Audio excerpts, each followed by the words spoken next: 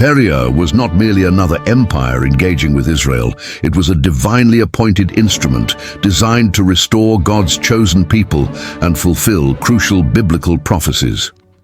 Due to the great interest and numerous questions flooded in our comments on the previous video, we're excited to present a second installment. In our last discussion, we examined the origins of Persia in biblical texts and how it rose to prominence in prophetic scripture. If you missed that exploration, don't worry. Check out the link to part 1 in the description below. In this follow-up, we'll delve into a more profound question. How did the nation known today as Iran, historically Persia, assist Israel during its most perilous moments? You might be surprised to discover that Persia was not simply another empire that interacted with Israel. It was a divinely chosen tool, purpose-built to facilitate Israel's restoration and to hasten specific biblical fulfillments. From Cyrus the Great's decree to Darius's support for rebuilding the temple, Persia's influence was far more pivotal than many realized. By the end of this presentation, you'll see how Persia's extraordinary support laid the groundwork for Israel's renewal and spiritual restoration. Let's embark on this exploration of an extraordinary link in biblical history. One of the most remarkable figures in Scripture is King Cyrus the Great, founder of the Achaemenid Empire, more popularly known as Persia. Unlike other dominant empires like Babylon and Assyria, which oppressed Israel, Persia, under Cyrus, took a contrasting stance. Cyrus unexpectedly became the hero who fulfilled one of Israel's most significant prophecies. Remarkably, over a century before Cyrus's birth, the prophet Isaiah foretold his coming, naming him explicitly as a shepherd who would deliver Israel.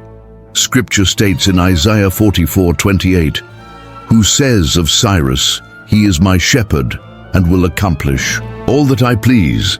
He will say of Jerusalem, 'Let it be rebuilt,' and of the temple, 'Let its foundations be laid.'" This prophecy was revolutionary for multiple reasons. First, Cyrus was a pagan king who did not worship the God of Israel. Yet God called him my shepherd, a title usually reserved for leaders within Israel. Unaware of his divine mission, Cyrus would become the conduit through which divine will was fulfilled. At the time of this prophecy, Israel was languishing in Babylonian captivity.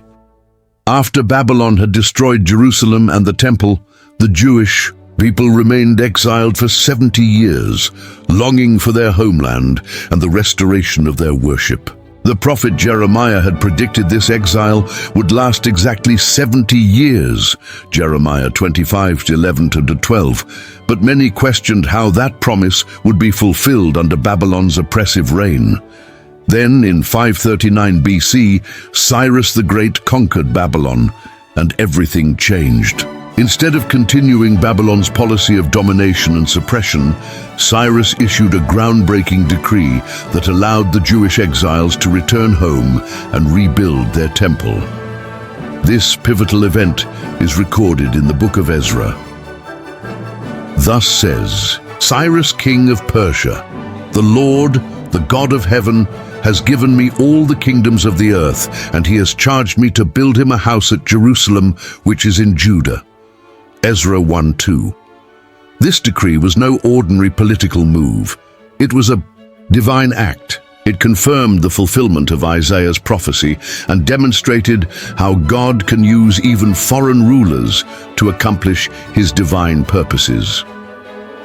Under Cyrus's leadership, the Jewish people received not only permission to return to Jerusalem, but also the resources needed to rebuild their sacred sanctuary. Cyrus emerged as one of the most significant figures in Israel's spiritual and national renewal, a pagan ruler who, perhaps unknowingly, became an instrument of God's salvation plan. Cyrus's role exemplifies how divine sovereignty often operates through unlikely channels. His decree and support set the stage for the re-establishment of Jerusalem's temple, symbolizing a crucial step in Israel's restoration. Moreover, This event underscores a recurring biblical theme. Divine intervention often employs foreign nations and rulers, even those outside of Israel's faith, to fulfill divine promises. Cyrus's remarkable role remains a testament to divine orchestration, where pagan kings become unwitting agents of divine prophecy and restoration. Through Cyrus and Persia's pivotal support, the groundwork was laid for Israel's return from exile, marking a profound milestone in biblical history and God's overarching plan for his people. The initial efforts to rebuild the temple in Jerusalem were far from straightforward. The Jewish exiles returning from captivity encountered fierce opposition from neighboring peoples, notably the Samaritans. These adversaries sought to impede the project by lodging complaints with Persian officials, threatening to halt construction entirely. For a time, the work on the temple came to a standstill. However, Persia's support did not end with King Cyrus. After Cyrus's death, his successor, King Darius the Great, took up the mantle of backing the Jewish people's efforts. Understanding the significance of fulfilling Cyrus's original decree, Darius reaffirmed Persia's commitment to the rebuilding project. In Ezra 6:7-8, Darius commands that the Jews be allowed and aided in rebuilding the house of God, going beyond mere permission. He issued a directive stating that the elders and leaders of the Jewish community should rebuild the temple at the king's expense, with funds drawn from taxes levied on the territories beyond the Euphrates River. The decree specified that the costs for the project would be covered by regional taxes from nations such as Syria, Phoenicia, and other areas west of the Euphrates. This not only authorized the continuation of construction, but also provided financial resources to ensure its completion. Darius's support extended beyond financial aid. He also ordered that any opponents of the project, those attempting to hinder or sabotage the rebuilding, be punished severely. This demonstrated Persia's strong commitment to the cause of restoring Israel, revealing how deeply the empire was invested in the success of this spiritual revival. Remarkably, a powerful pagan empire like Persia was actively funding, protecting, and facilitating the rebuilding of the Jewish temple. This stands as a profound display of God's sovereignty, using even a foreign pagan power as an instrument to fulfill his divine plans.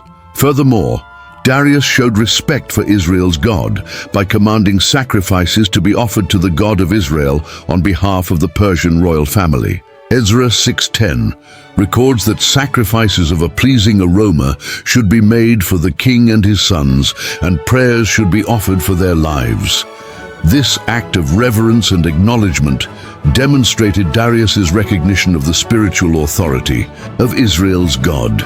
Persia's support was not merely political or economic. It acknowledged that the empire's prosperity could depend, in part, on divine blessing from Israel's God. This unprecedented backing from Persia persisted through Darius's reign, culminating in the completion of the Second Temple in 515 BC, as recorded in Ezra 6:15. Again, Persia went beyond expectations to ensure that Israel's spiritual restoration was secured. The temple's reconstruction symbolized a moment of divine favor and confirmation that God's plan for his people was unfolding, even amidst foreign powers. Yet, even after the temple's completion, Jerusalem remained vulnerable.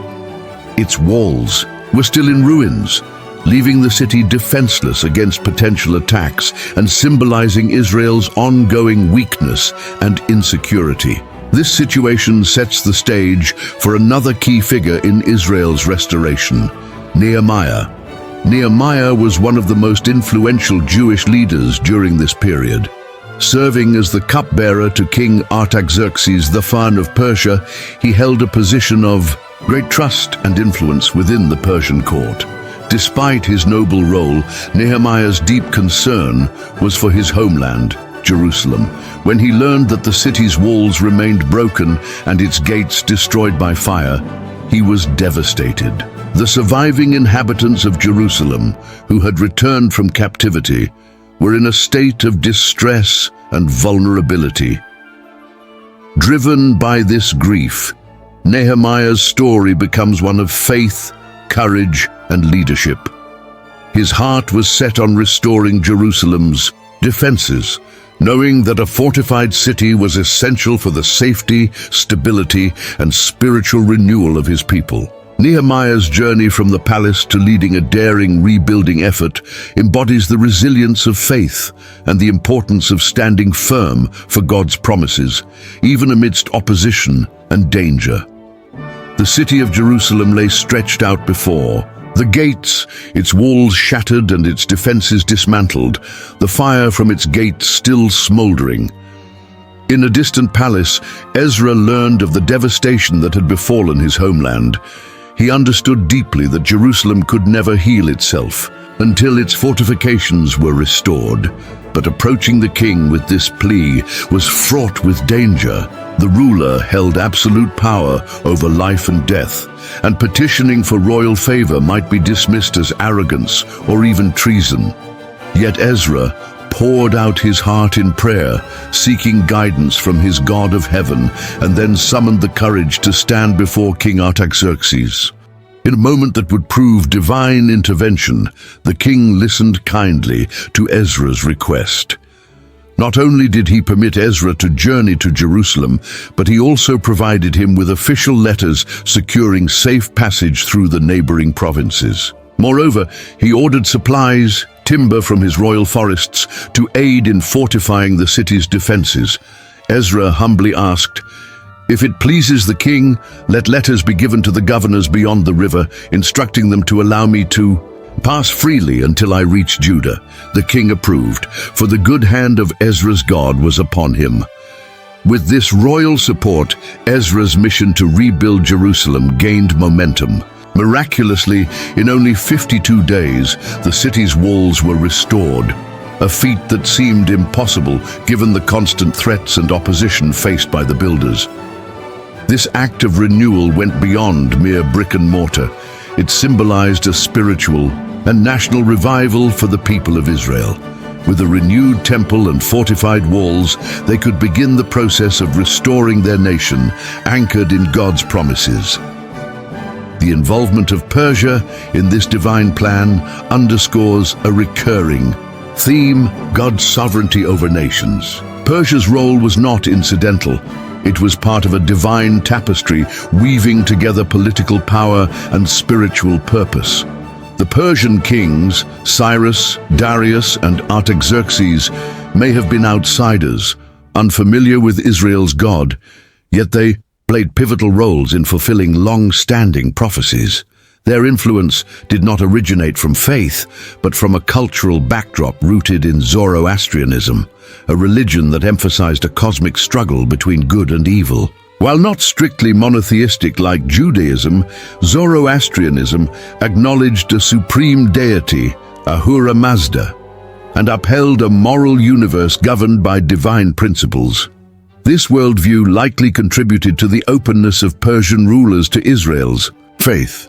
They recognized that Israel's God was active in history, and even if they did not adopt Israel's faith, they saw the significance of the covenant. Their support demonstrated the subtle ways that divine sovereignty extends beyond Israel's borders, using even pagan powers to align with his divine plans.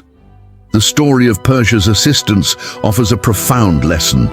God's control over history is comprehensive and surpasses any national boundary, political scheme, or religious system. These kings, Cyrus, Darius, and Artaxerxes, were not Israelites. They were foreign rulers who, despite their pagan beliefs and imperial ambitions, contributed to the fulfillment of divine promises. Their participation reveals that God's purpose is unstoppable, working through all nations to accomplish his will. In the grand scheme, Persia's intervention was more than political expediency. It was part of God's overarching plan to restore his people and fulfill the prophecies spoken long beforehand. The story of Persia's role reminds us that divine sovereignty often employs unexpected agents, outsiders and outsiders alike, in the unfolding of salvation history. Whether through the decrees of emperors or the prayers of faithful servants, God's purposes transcend human limitations, ensuring that His promises to His people are ultimately fulfilled in His perfect timing. Throughout history, Persia has played a crucial part in the divine narrative of Israel's restoration, and its prophetic significance extends into the future. The book of Ezekiel, chapters 38 and 39, describe a coming time when a coalition of nations led by Persia, known today as Iran, along with other allied kingdoms, will turn against Israel in a climactic end-times conflict called the Gog and Magog War. This prophecy foresees Persia as an active participant in the final confrontation, armed with shields and helmets, alongside nations like Cush and Put, symbolizing a formidable alliance against God's chosen people. Ezekiel 38:5 highlights that, despite Persia's historical role in aiding Israel's rebirth, returning the Jews to their land and contributing to the rebuilding of the temple, it will also be part of the last-day coalition aimed at Israel's destruction. Yet, this ominous alliance is under divine sovereignty. Ezekiel assures that God will intervene powerfully, ensuring the coalition's defeat and securing ultimate salvation for Israel. In today's geopolitical landscape, Iran's tense relationship with Israel amplifies the relevance of this biblical prophecy. Many regard Iran as a current adversary, and the ongoing tensions reflect the possible fulfillment of these end-times predictions. Persia's biblical portrayal is unique. Unlike other empires that oppressed Israel, Persia was divinely used to restore the Jewish people, facilitate their return to the land, and help rebuild their temple. Kings like Cyrus and Darius played pivotal roles in biblical history, fulfilling God's promises and shaping Israel's destiny.